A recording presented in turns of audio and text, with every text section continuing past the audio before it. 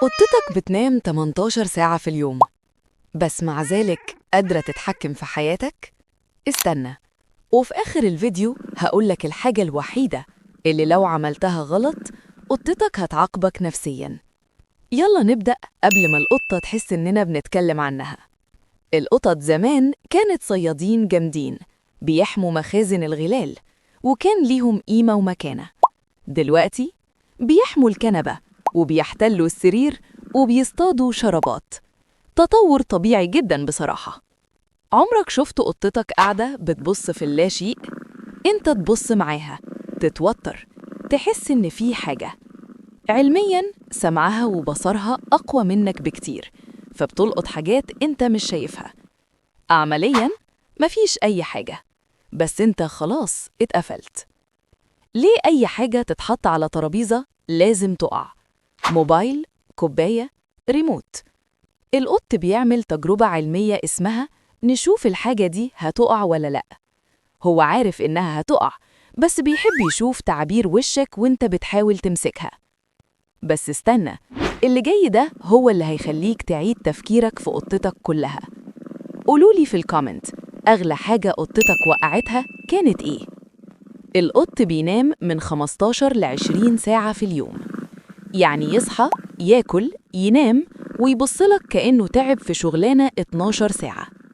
هو بيوفر طاقته علشان لما تيجي تنام يقلب في البيت. ولو فاكرة إن كده كفاية، استني لما تعرفي لغة القطط السرية.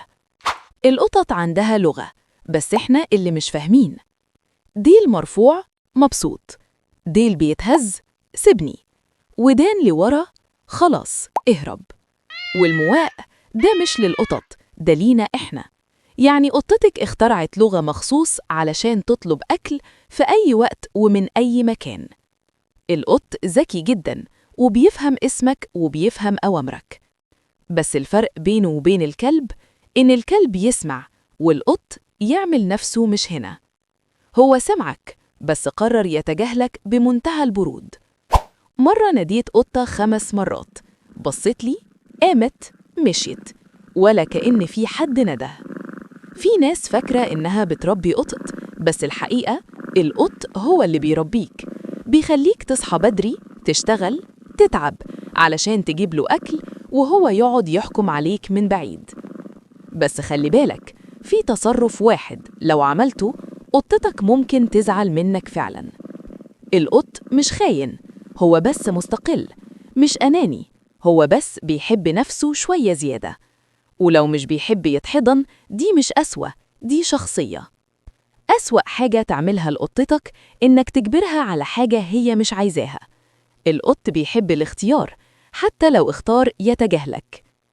لو عندك قطة اكتب اسمها في الكومنت، ولو ما عندكش قول لنا نفسك تربي قطة ولا لأ. اعمل لايك واشترك قبل ما قطتك تقفل الفيديو.